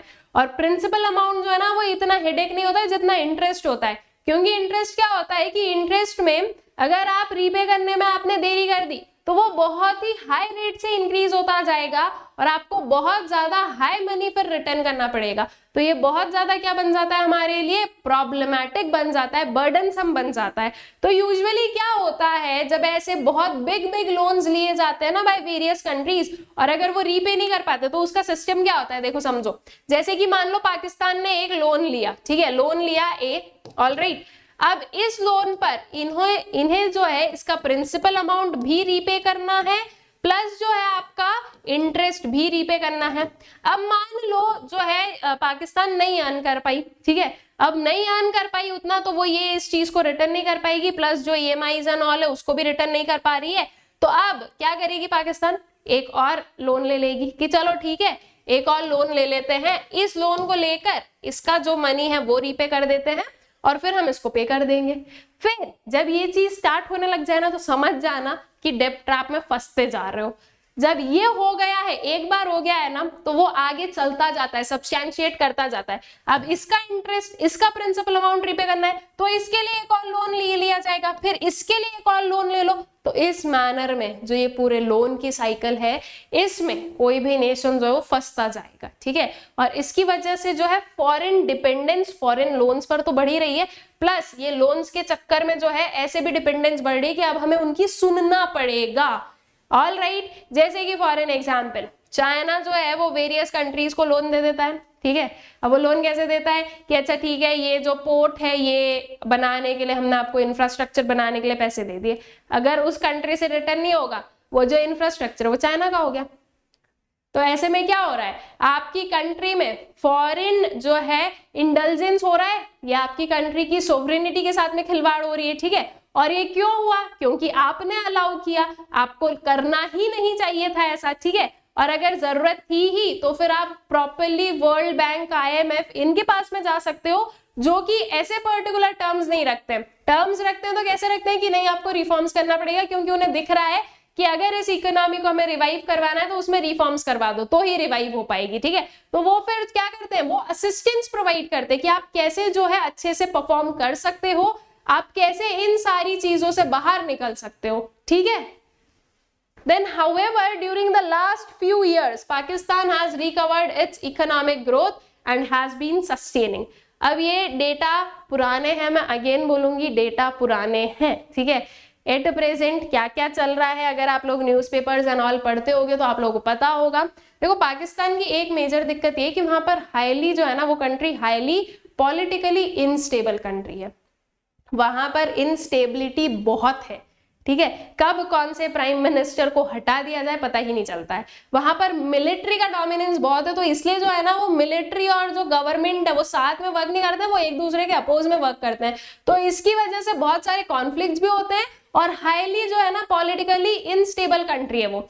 कोई भी अगर फॉरेन इन्वेस्टर आपकी कंट्री में इन्वेस्ट करने का ना तो वो पहले देखेगा कि आपकी कंट्री स्टेबल है या नहीं है, और इसमें इंडिया बहुत आगे। इंडिया की जो पॉलिटिकल स्टेबिलिटी है वो बिल्कुल है, हमें सभी को पता है कि हाँ India is a politically stable nation, और इसीलिए कोई भी जो इन्वेस्टर्स होते हैं ना वो यहाँ पर इन्वेस्ट करने के पहले बहुत ज्यादा उन्हें नहीं सोचना पड़ता, बहुत ज्यादा उन्हें रिस्की नहीं लगता है। क्योंकि जब पॉलिटिकल इंस्टेबिलिटी होती है ना तो ये सिंपल सी चीज है, अगर तख्ता पलट होगा तो जो न्यू आपकी गवर्नमेंट आएगी वो new rules regulations policies frame करेगी। क्या भरोसा जो न्यू रूल्स रेगुलेशंस बने वो उनके हिसाब से सही ना हो। तो इसके लिए जो है हर एक इन्वेस्टर ये चीज देख कर आता है। तो अकॉर्डिंगली जो है पाकिस्तान में इसीलिए भी जो है इन्वेस्टर्स एंड ऑल जो है वो ज्यादा नहीं आ रहे थे, ठीक है। और मतलब वो चीज एक हो ही जाती है कि वो सोचेंगे कि करना है या नहीं करना है इन्वेस्ट, ठीक है। बट हाँ ठीक है, अब लास्ट कुछ टाइम से जो है ये रिफॉर्म्स एंड ऑल की वजह से क्या हुआ कि थोड़ा बहुत तो आपका ग्रोथ देखने को मिली, लेकिन इसमें एक मेजर चीज है जो कि इंक्लूडेड नहीं है। अब देखो मेजरली अगर मैं बोलूं तो ये जो डेटा है ये समवेयर 15-16-17 का है, लेकिन उसके बाद में एक चीज आई थी, क्या है था 19 में कोविड-19 की वजह से हर इकोनॉमी पर इफेक्ट हुआ, अकॉर्डिंगली इधर भी होगा, ठीक है। कोविड-19 की वजह से चाइना की इकोनॉमी पर भी इफेक्ट हुआ, इंडिया की भी हुआ, पाकिस्तान के भी हुआ, ठीक है। तो ये जो चीज है ना कि हाँ उसके बाद में ग्रो ही कर रही है, तो विल नॉट से कि ये ग्रो ही कर रही है। अगर आज के टाइम्स में देखें तो उसके बाद में बहुत सारे जो है डेवलपमेंट्स और ये हो गए, और व्हील से कि हाँ उसकी वजह से भी जो है इकोनॉमी में डाउनफॉल हुआ है, ठीक है। As per the annual plan of 2016-17, देखो 16-17 के हिसाब से हम लोग बात कर रहे हैं, GDP registered a growth of 4.7% in 2015-16, highest when compare to the previous 8 years। तो 15-16 में जो है ये ग्रोथ रेट रिकॉर्ड किया गया, मतलब 15-16 ईयर का ये ग्रोथ रेट रिकॉर्ड किया गया, जो कि नेक्स्ट ईयर में देखा गया था कि हाँ इतना जो है लास्ट ईयर में ग्रोथ हुई थी, और ये हाईएस्ट था इसके पहले के 8 सालों का, ठीक है। While agriculture recorded growth rate far from satisfactory level, industry and service sector grew at 6.8 and 5.7% respectively। तो काफी अच्छी जो है ग्रोथ कर ली थी, मतलब कि एक डाउनफॉल में जाने के बाद भी जो है वापस एक जो वो होता है ना कि ठीक है अब गिर तो गए लेकिन उठना भी है, तो जो है वापस उठ गए यहाँ से, ठीक है। अब वो खैर अब कोविड के बाद वाले जो है हमारे पास में डेटा नहीं है, मतलब आपकी बुक्स में नहीं था, तो इसलिए we are not going through it, लेकिन फिर वो वही होता है कि उठकर वापस गिर गए। अब वो चीज देखो हर नेशन के साथ में नॉर्मल है कि हर नेशन में आप लोग देखोगे कि एक बार उड़ान भरते हैं, फिर गिरते हैं, फिर उड़ते हैं, फिर वापस गिरते हैं, ठीक है। तो ये सब कुछ चलता रहता है क्योंकि मार्केट अनस्टेबल है, मेजरली मार्केट क्या है आपका अनस्टेबल है, कब क्या चीज हो जाए कुछ नहीं बोल सकते। और ग्लोबलाइजेशन का ये एक मेजर जो है ना ड्रॉबैक भी है कि एक कंट्री में कुछ होगा उसका असर पूरे नेशंस पर होगा, पूरी वर्ल्ड पर होगा, तो ये इसका एक जो है नेगेटिव इम्पैक्ट भी है किसका, ग्लोबलाइजेशन का, ठीक है। देन आता है कंक्लूजन पार्ट पर। अब इंडिया चाइना पाकिस्तान के बारे में पढ़ लिया है, इस चैप्टर में इंडिया के बारे में कम पढ़ा क्योंकि पूरी बुक में हमने इंडिया के बारे में पढ़ा है, ठीक है। यहाँ पर हमने चाइना और पाकिस्तान के बारे में जो है थोड़ा थोड़ा देख लिया कि क्या जो है इनके डेवलपमेंटल पाथ्स थे, क्या चीजें थी, क्या चीजें नहीं थी, इन सबको हमने समझ लिया है। अब थोड़ा सा कंक्लूजन पर आ जाते हैं कि क्या हुआ है, मतलब कि तीनों ही जो नेशंस हैं उन्हें हम किस पर्टिकुलर नोट पर कंक्लूड करेंगे कि क्या अच्छा रहा नहीं रहा, ऐसा वाला, ठीक है। तो कंक्लूड करते हैं जो कि मेजरली हमारा लास्ट जो है कंसेप्ट रहेगा इस चैप्टर का। So India, China and Pakistan have travelled more than 5 decades, we should say 7 decades, right. 7 decades हो ही गए, 70 साल ऑलमोस्ट उसके ऊपर हो चुका है, तो 7 decades बोलते हैं कि more than 7 decades of development path with varied results, ठीक है। मोर देन 5 भी सही है कि हाँ 5 से ज्यादा तो हो गए, लेकिन हम 7 बोलते हैं वो ज्यादा बेटर रहेगा। So till late 1970s all of them were maintained level of low development। तो 1970s, लेट 1970s तक तो तीनों ही कंट्री में लो लेवल ऑफ डेवलपमेंट था। तीनों ही कंट्री का जो डेवलपमेंटल पाथ है वो सेम टाइम पीरियड से स्टार्ट हुआ। वेरियस पॉलिसीज, वेरियस जो है रूल्स, रिफॉर्म्स सब किए गए। रिफॉर्म्स तो खैर इसके बाद में किए गए। वेरियस पॉलिसीज को जो है इम्प्लीमेंट किया गया ये सोचकर कि ये हो जाएगा, ये हो जाएगा, ये हो जाएगा, लेकिन क्या हुआ, लो लेवल ऑफ डेवलपमेंट हुआ। ठीक है, डेवलपमेंट हुआ लेकिन it was low level, that was not of the satisfactory level, तो इसीलिए फिर तो रिफॉर्म्स आए। ठीक है, द लास्ट 3 डिकेड्स, और वी कैन से, अब यहाँ पर हम 5 डिकेड बोल सकते हैं कि जो लास्ट के 5 डिकेड्स है, they have taken these countries to different levels. ठीक है, ये जो लास्ट के कुछ डिकेड्स है उसमें मतलब आफ्टर 1970s जो रिफॉर्म्स एंड ऑल हुए, उसके बाद में तीनों ही कंट्री का लाइक वी कैन से कि तीनों ही कंट्री का जो एक स्टेटस है वो काफी चेंज हो गया। वो कहां से कहां पहुंच गए, ठीक है, वो कहां थे और कहां पहुंच गए हैं, ये काफी एक मेजर डिफरेंस आया है। अगर इंडिया का देखें कि इंडिया में क्या चीजें हुई, तो Indian economy performed moderately but majority of its people still depend upon agriculture. ये तो बिल्कुल एक जो है ना फॉल बैक है इंडियन पॉलिसीज का। इंडिया की पॉलिसी के हिसाब से शुरू से सोचा जा रहा है, ठीक है, फ्रॉम फर्स्ट 5 ईयर प्लान कि एग्रीकल्चर पे से जो है डिपेंडेंस को कम करो, लेकिन अभी भी एग्रीकल्चर पर ही मेजॉरिटी ऑफ पॉपुलेशन डिपेंडेंट है। ठीक है, मेजॉरिटी एग्रीकल्चर पर ही है, तो अकॉर्डिंगली ये हमारे लिए एक फॉल आउट रहा है। तो इंडिया ने जो है मॉडरेटली परफॉर्म किया, not too good not too bad, but हाँ ठीक है एक जो है सब्सटैंशियल ग्रोथ की, बट अभी भी जो है एग्रीकल्चर पर majority of population is dependent. Infrastructure is lacking in many parts of the country, बिल्कुल सही बात है, इंफ्रास्ट्रक्चर बिल्कुल लैक कर रहा है। ठीक है, और इंफ्रास्ट्रक्चर में भी जो है आपके रोड्स एंड ऑल्स तो हम लोग देखते ही हैं, प्लस जो स्कूल्स, कॉलेजेस, हॉस्पिटल्स हैं, इनकी भी मेजर कमी है। As compare to the population जो इंफ्रास्ट्रक्चर है वो कुछ नहीं है। ठीक है, तो इंफ्रास्ट्रक्चर को डेवलप करने की जरूरत है, रूरल एरियाज को भी डेवलप करो और रूरल एरियाज में proper education and health facilities को प्रोवाइड करने की जरूरत है। It is yet to raise the standard of living of more than 1/4 of its population that lives below the poverty line। तो अभी भी जो है हमारे लिए एक बड़ी जंग है, एक बड़ा जो है डिस्टेंस है और बड़ी सी जो है वी कैन से कि रेस है कि जो इतना हाई पॉपुलेशन हमारी पॉवर्टी लाइन के बिलो रह रही है उसे वहां से बाहर निकालना। और इसके पीछे के रीजंस भी हमें पता है, हम लोग ऑलरेडी पढ़ चुके हैं। और एक मेजर रीजन क्या होता है, अनएम्प्लॉयमेंट। ठीक है, और अनएम्प्लॉयमेंट का एक मेजर रीजन क्या है कि एक तो पहली चीज तो ठीक है कि इतनी जो है जॉब अपॉर्चुनिटीज नहीं है, उसमें ये चीज भी है कि प्रॉपर एजुकेशन और स्किल डेवलपमेंट भी नहीं है लोगों में। तो अगेन इंफ्रास्ट्रक्चर को डेवलप करो, लोगों को फैसिलिटीज प्रोवाइड करो, ताकि जब उन्हें फैसिलिटीज सब मिलेगी तो वो इन चीजों को अवेल कर सकेंगे और जो है उनका उनके लेवल पर डेवलपमेंट हो सकेगा। ठीक है, देन आते हैं पाकिस्तान पर। पॉलिटिकल इंस्टेबिलिटी, जिसके बारे में मैं आप लोगों को ऑलरेडी बता चुकी हूं। सो political instability, over dependence on remittances. Foreign exchange पर, मतलब फॉरेन एक्सचेंज आपको बढ़ाना है तो एक्सपोर्ट्स के थ्रू बढ़ाओ, रेमिटेंसेस के थ्रू नहीं। और पाकिस्तान का यही चीज खराब रही, मतलब मेजरली, कि वो रेमिटेंसेस पर ज्यादा बेस्ड थे, वो एक्सपोर्ट्स पर नहीं ध्यान दे रहे थे। तो over dependence on remittances and foreign aid along with volatile performance of agriculture sector are the reason for the slowdown of the Pakistan economy। ठीक है, in the recent past it's hoping to improve the situation by maintaining high rate of GDP growth। Many macroeconomic indicators began showing positive and higher growth rates reflecting the economic recovery। ठीक है, तो बहुत सारे macro economic जो indicators हैं वो दिखा रहे हैं कि हाँ इकोनॉमिक रिकवरी हो रही है।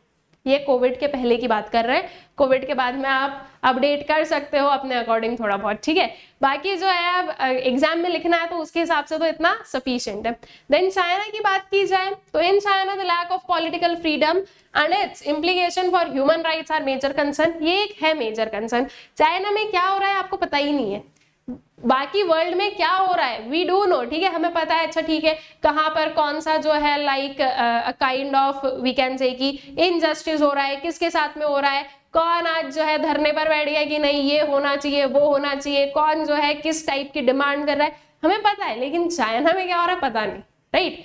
दूसरे नेशंस में वी नो, बिकॉज वहां पर जो है न्यूज मीडिया इन सब के थ्रू आपको पता चल जाएगा। आपकी वहां पर क्या है, पूरी कनेक्टिविटी है, चाइना के साथ नहीं है। चाइना इन दी सेंस आप ही के साथ नहीं, पूरी वर्ल्ड के साथ ही है वो सेम चीज, कि चाइना के अंदर क्या हो रहा है हमें नहीं पता। हमें नहीं पता एक्चुअल में कोविड में चाइना में कितने लोगों की डेथ हुई, ठीक है, नहीं पता। वहां के लोग कैसे रह रहे हैं हमें नहीं पता है। वहां पर कितना जो है लोगों की सुनी जाती है, कितनी नहीं, हमें नहीं पता है। तो वही चीज है कि चाइना में जो है पॉलिटिकल फ्रीडम जो है उसकी कमी है, और जो एक वी कैन से कि ह्यूमन राइट्स पर जो इम्प्लीकेशन है वो एक मेजर कंसर्न है। बिकॉज मतलब बाहर वालों को तो यही लगे कि क्या चल रहा है वी डोंट नो, ठीक है। तो अकॉर्डिंगली अब वहां पर अगर कुछ इनजस्टिस भी होता है ना तो उसके बारे में हम नहीं बता सकते हैं। So however, in the last 3 decades, it used the market system without losing political commitment and succeeded in raising the level of growth along with the elevation of poverty. अब ये सारी चीजें तो ठीक है ही अपनी जगह पर, लेकिन अगर देखा जाए ग्रोथ, डेवलपमेंट इन सब के बेसिस पर तो चाइना ने ग्रो किया है, उसमें तो नहीं बोलेंगे कि नहीं किया, ठीक है। वो किसी भी पर्टिकुलर मैनर से किया, लेकिन चाइना ने क्या किया है, ग्रो किया है, और चाइना काफी डेवलप हो चुका है। चाइना का R&D एंड ये सब भी क्या है, अच्छा है, that is research and development. सारे नेशंस जो बिग नेशंस है उनसे बिल्कुल compete करता है, अच्छा खासा इनका एक्सपोर्ट होता है, ठीक है। तो हर एक चीज जो है इनके लाइक फेवर में है। ये चीजें हमें नहीं पता है, बाकी जो चीज लाइक वी कैन एनालाइज उससे हम बता सकते हैं कि नहीं, जो ग्रोथ लेवल है अगर एक इकोनॉमिक सेंस में देखें, सोशल एस्पेक्ट पर नहीं जाके एक इकोनॉमिक एस्पेक्ट से देखोगे तो चीजें सही रही है चाइना की। So China has used the market mechanism to create additional social and economic opportunities, ठीक है। By retaining collective ownership of land and allowing individuals to cultivate land, China has ensured social security in rural areas. अब जैसे India का आप देखोगे, India में rural areas अभी काफी पीछे हैं, अर्बन एरियाज फिर भी काफी डेवलप हो चुके हैं। तो ये चीज चाइना में हमें कैसे देखने को मिलेगी, चाइना का rural areas are also developing plus the urban, ठीक है। ये नहीं कि रूरल एरियाज पीछे छूट जाए। और मेजर अगर मैं ये बोलूं कि एक सही डेवलपमेंट यही होगा कि आप गांव से डेवलपमेंट करो, ठीक है। जो रूरल एरियाज है उनसे डेवलपमेंट करो, तो आप डेवलपमेंट के सही पाथ पर जा रहे हो। तो चाइना जो है उसका जो रूरल एरिया है वो भी काफी अच्छा डेवलप्ड है इन द सेंस, एंड जो एग्रीकल्चर सेक्टर है उस पर जितने लोग बेस्ड है वो भी मजे कर रहे हैं, मतलब उनकी भी जो है प्रॉपर इनकम एंड ऑल हो रही है, ठीक है। So public intervention in providing social infrastructure brought positive results in human development indicators in China. Human development indicators भी चाइना के अच्छे ही हैं, हम लोग ऑलरेडी देख चुके हैं, इसी पर्टिकुलर पार्ट में देख चुके हैं। इंडिया से सारी जगहों पर आगे है ह्यूमन डेवलपमेंट इंडिकेटर्स में चाइना, ठीक है। तो in short we can say कि ठीक है, तीनों ही कंट्रीज का जो डेवलपमेंटल पाथ था दैट वाज गुड। इनिशियली सबने थोड़े थोड़े सेटबैक्स देखे, लेकिन आफ्टर दैट जो है जहां पर जैसे भी जो भी जरूरत थी रिफॉर्म्स एंड ऑन लाए, ठीक है। उसके बाद में जो है धीरे धीरे करके we have like growth, we have मतलब जो है आपका अगर चाइना का देखोगे तो ज्यादा ग्रोथ, पाकिस्तान का देखोगे तो थोड़ा डाउनफॉल जाकर फिर अप जा रहा है अब, ठीक है। तो अब वो क्या होता है कि आपने कैसे किस पर्टिकुलर मैनर से जो है चीजों को इम्प्लीमेंट किया है, कैसे किया है, कैसे नहीं किया है, उस पर डिपेंड करता है। एंड इंडिया के बारे में तो हम लोग ऑलरेडी पढ़ ही चुके हैं अच्छे से कि इंडिया में जो है जो हमने LPG रिफॉर्म्स देखे थे उसके ड्रॉबैक्स भी देखे कि ठीक है एग्रीकल्चर सेक्टर पर जो है इसका नेगेटिव इम्पैक्ट हुआ है, ये सारी चीजें। इंडिया का अगर मेजरली आपको कोई पॉइंट लिखना हो तो वो मेजरली आप यही लिखो कि फर्स्ट 5 ईयर प्लान से ये पर्टिकुलर चीज बोली गई कि हम जो है एग्रीकल्चर पे से क्या करेंगे, जो आपका पॉपुलेशन है उसको कम करेंगे, लेकिन आज भी मेजॉरिटी उसी पर है, कम की है परसेंटेज वाइज कम किया है, लेकिन फिर भी मेजॉरिटी तो वही है ना, उस मेजॉरिटी को कम करो, सर्विस और इंडस्ट्रियल सेक्टर को ज्यादा इंक्रीज करो, that would be the like best thing, ठीक है। उसके बाद में पाकिस्तान का भी हमने देखा कि ठीक है वो ग्रो कर रहा था, फिर वो फॉल हो गया, फिर आफ्टर रिफॉर्म्स भी वो फॉल हुआ, देन उसके बाद में वो वापस ग्रो पर आया, ठीक है। और चाइना का तो ठीक है वो पहले लाइक बिफोर रिफॉर्म्स थोड़ा सा डगमगा रही थी इकोनॉमी, रिफॉर्म्स किए छोटे छोटे जो है लेवल्स पर उसको इंप्लीमेंट करके देखा, एंड आफ्टर दैट जो है ग्रोथ के साइड बढ़ गए। All right, so this was all about the India, China and Pakistan. I hope so कि तीनों ही कंट्रीज के बारे में आप लोगों को जो है अच्छे से समझ में आ गया है कि कैसे जो है क्या जो है इनके डेवलपमेंटल पाथ्स थे और कैसे नहीं थे, ठीक है। और एक कंपैरेटिव एनालिसिस भी जो है आप लोगों को मिल गया है। सो विद दिस हम लोग इस चैप्टर को एंड करते हैं, इस पार्ट को एंड करते हैं। ऑल्सो इस बुक के that is Indian economic development के सारे ही चैप्टर्स को हम लोग कर लेते हैं कंप्लीट।